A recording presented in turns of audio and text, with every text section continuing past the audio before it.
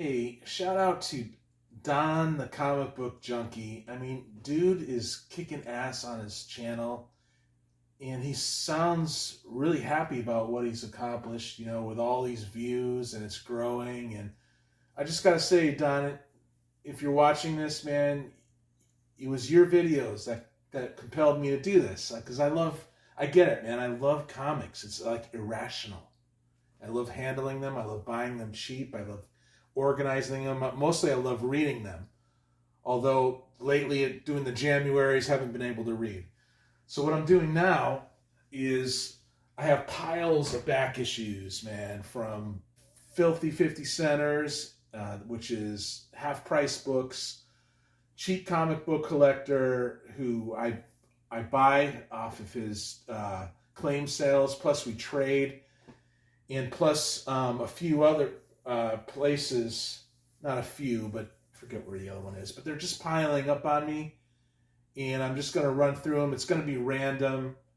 I normally save the best to last, but I'm just going to pull these things random. So here we go. A shout out to, congratulations, Don. And I'm going to do it too, man. I keep saying I'm only going to do one video. No, I'm going to do this too, man, because it's fun. And I'm meeting a lot of cool people, actually. All right, so here we go. 1993's Adventures of Superman. 506. Shout out to my guys, Higgy Pop, cheap comic book collector. You guys, and also, Fanboy Prime. If you're watching Fanboy Prime, thanks for watching, man. But yeah, I was never a big Superman fan, but now I'm intrigued by it. And I know this is during the death or after the death of Superman and all that stuff. So in issue 502, and I love Supergirl, and I love Power Girl, so I'm going to collect that stuff too. Okay, from 1992, Action Comics, 684, right? We got the Doomsday appearance here. And for 50 cents, you guys, this is the Filthy 50 Centers. I got these from Half Price Books, and they are in high grade. It's really hard for me to pass this stuff up, man. It's like Higgy Pop says, we take care of these things. We take them home, we take care of them, save them for the next generation or whatnot. Okay, and Adventures of Superman 509. Like I said, this is going to be kind of random. I like opening these up, So, I guess early 90s Superman was decent. I know it's definitely fan favorite stuff. I don't know if I'm going to get to reading all of that. I have so much to read. I'm looking forward to it too. I love it. Okay, so from First Comics, American Flag 36. And this is Howard Chaykin.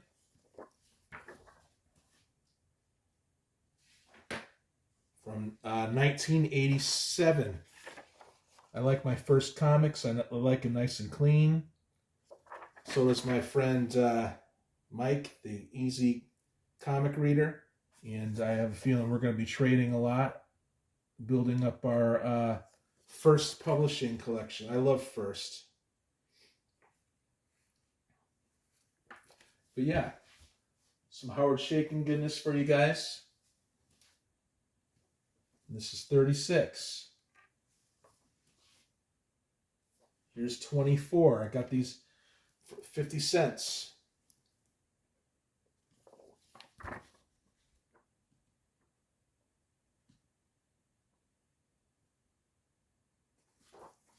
It's later Howard Chaykin work, but it's cool.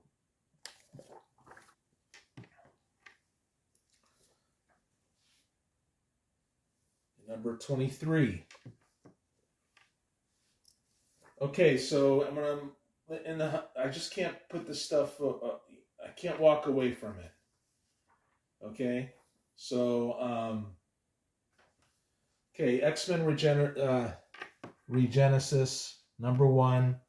The reason why I got that is because Gillen actually did good work. This is before Bendis came, and I didn't really like what Bendis did with X-Men, but I was loving what Gillen did. He's actually a great writer, and he's currently on X-Men, but I don't like them, and I don't trust them right now. Not after the message first, the political messaging first before telling good stories. That shit sucks. All right, so 2004, Ultimate X-Men 42. So yeah, I'm interested in Marvel. A sequential geek calls it New Marvel, but it's just an era between like 1999 to almost 2006, but mostly 2004. And I do enjoy that era of comics. So if I find this stuff on the cheap, I'm getting it. So 42, this is 45, and this is when Bendis was actually doing decent work, I guess, before he became just whatever he does.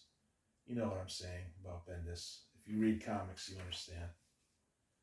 Okay, 1986, Judge Dredd. 27. Now this I got on eBay. I got a bunch of Judge Dredds on eBay. Generally it's for the Boland and McMahon art, but I love reading Judge Dredd. I love it. And I'm not sure if this is probably not those guys at this time, maybe sometimes, but look at this. I love these UK artists and writers from that time. 26. Like I said, this is going to be random.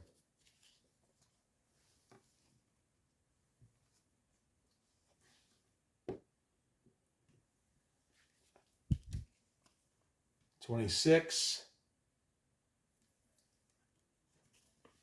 Once I get past these Januaries, I'm just going to sit down, and my goal is to read 2 old comics a day, because the older ones are hard, take longer to read. I still like modern comics, but if I'm going to read that, I want to double up on it. So if I'm reading a modern comic at night, I want to read 2 of them. That's what I'm going to go for. Okay, so I think I got this from Rob. It's Arak, Son of Thunder, #2, right? 1981. Pretty sure I got that as a trade. There's a great trading program from Cheap Comic Collector. You guys know I love that guy, Rob. He's a good guy. He's having a lot of fun too.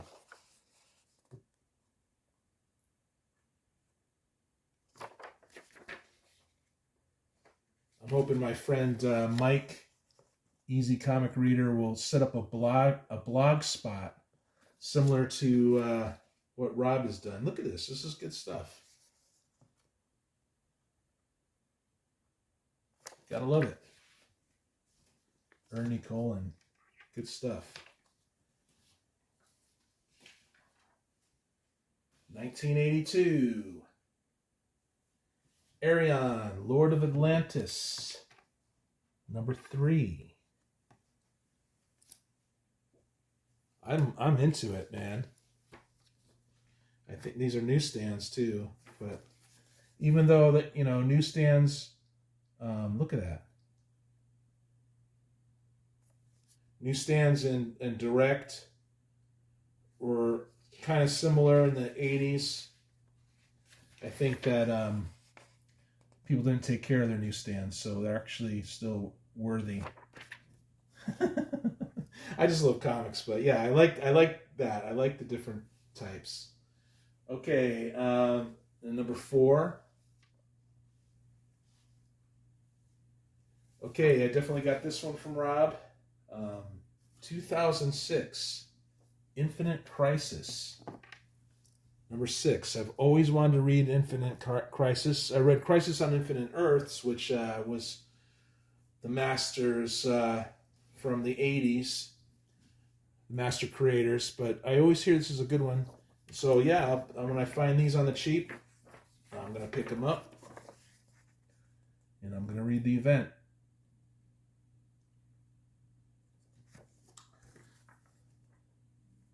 It looks good to me.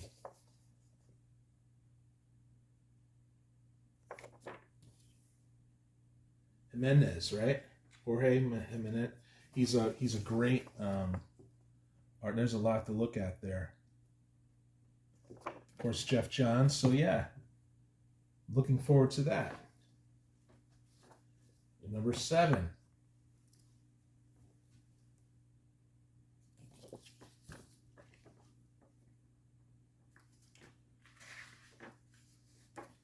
It looks cool. You know, do these stories ultimately matter? Probably not. That's what sucks about comics. Eventually, the stories don't matter. They get kind of reset.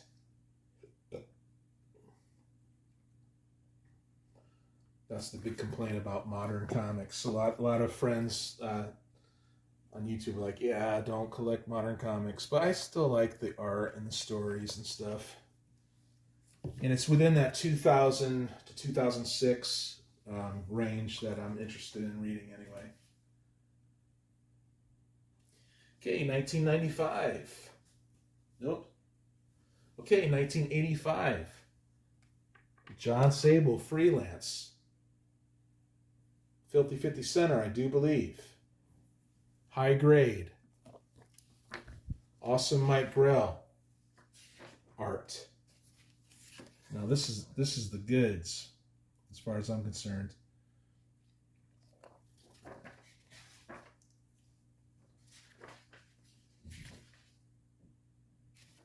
It's cool.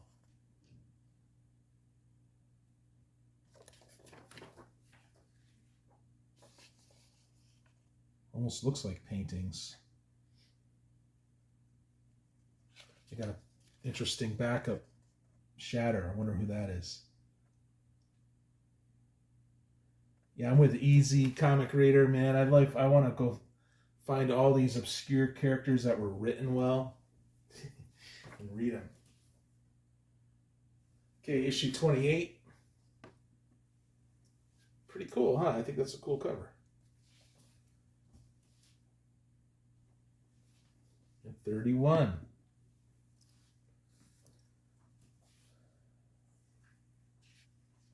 So this is during the Infinite Crisis era of DC. JLA 123. And I do collect JLA. I collect Justice League. I read all the earlier JLA issues, and I love them. It's Grant Morrison and Mark Waid. This looks good. I read The Tower of Babel, finally, like 3 months ago. Never read that, because when this stuff with when JLA first came out with Grant Morrison and Howard Porter as the artist, once they were done, I jumped out.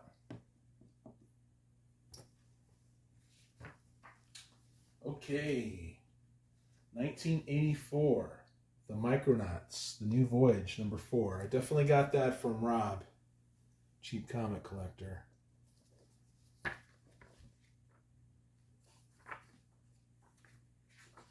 Looks good to me.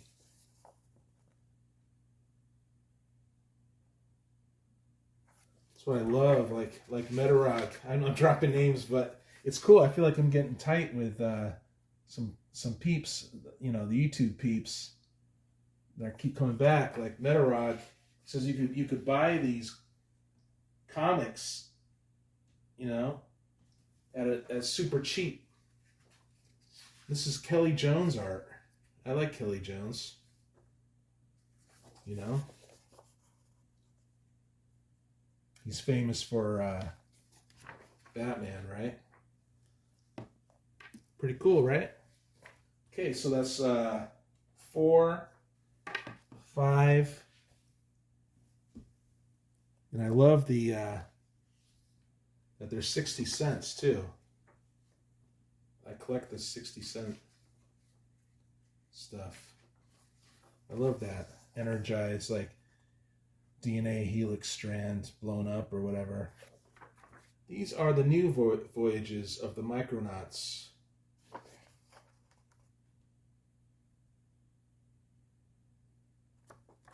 I gotta learn not that I don't have to start reading a series right at the beginning. I keep thinking, oh yeah, number ones, that's it. No, but I don't have to do that.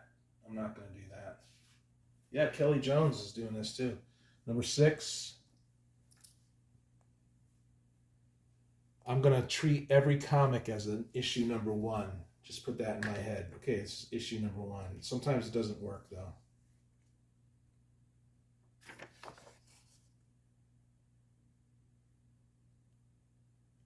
Yeah, I like science fiction and comics. Just do this one.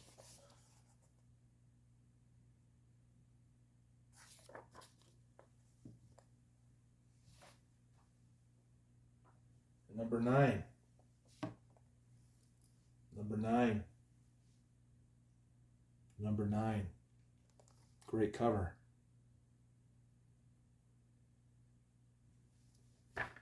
So yeah, that seems like they gave a real strong effort in rebooting this this franchise.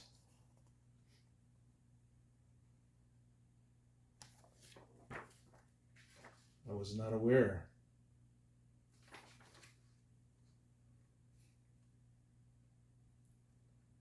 But 60-cent comics are like my sweet spot anyway. I mean, that's what I grew up on, and to me, that's where comics were pretty dang awesome. Okay, another First Publishing. This is a 5-part series, I guess. Eldrick number 3, Weird of the White Wolf. I tried reading a Michael Moorcock adaptation. I forgot which one it was. It was okay. That seems like the case where you want to start at a number 1, perhaps. Art looks pretty good, though.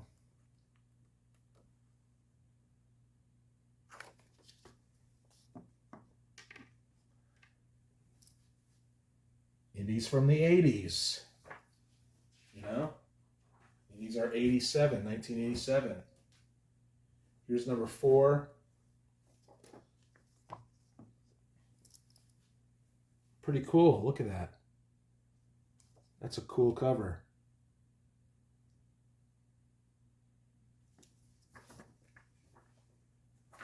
With great art inside of me. Come on, you guys. You gonna chase the money, freaking putting bad comics in hard plastic, or are you gonna like really enjoy these on the cheap? That's where we're at right now, because maybe in the future, I mean the far-flung future, this stuff's gonna be worth a lot because people are gonna realize, holy cow, man, this stuff is really good.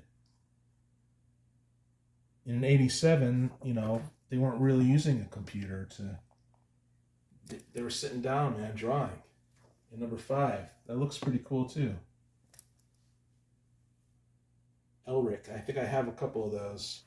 Okay, Blue Flame number 1. This was only from a few years ago, and I think I have it, but I just love that Mike Zeck homage, right, from the Secret Wars.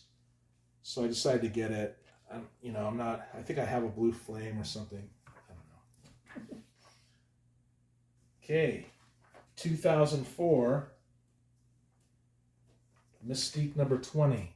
I'm going to collect those Mystiques. They just look cool to me. I definitely got this from Claim Cell. I've got, this I got from a Claim Cell too with Cheap Comic Collector. Little Fantomas. But yeah, I like Mystique. I like how she looks. I like how she's one of those true foils too, Really does surprise the X-Men if you use her right, Okay, I think this is a Filthy 50 center. I don't know. But some 90s goodness, I guess. 1994, Night Watch #1. And I'll eventually read this.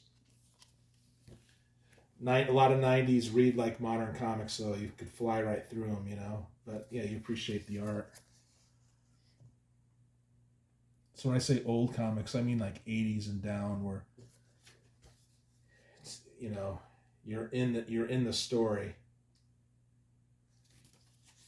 Although some modern books are, you know, surprisingly detailed like that too, with the story, the narration, the story, and whatnot. Okay, and the last one we'll do here is 2004's Ultimate Fantastic Four #1. I got that from Acclaim Cell. Yeah. First appearances, right? Eventually this Reed Richards becomes the Maker, which is an interesting character. And right now it's being used, interestingly, by Jonathan Hickman. I guess this is when Bendis was telling, you know, good stories. So thanks, Rob, for this comic. That's it. Thanks for watching. Please click on the YouTube channels in the description. They're all great channels. And thanks for watching the back issue backup, right? It's piling up. All right, I'm out. Talk to you later.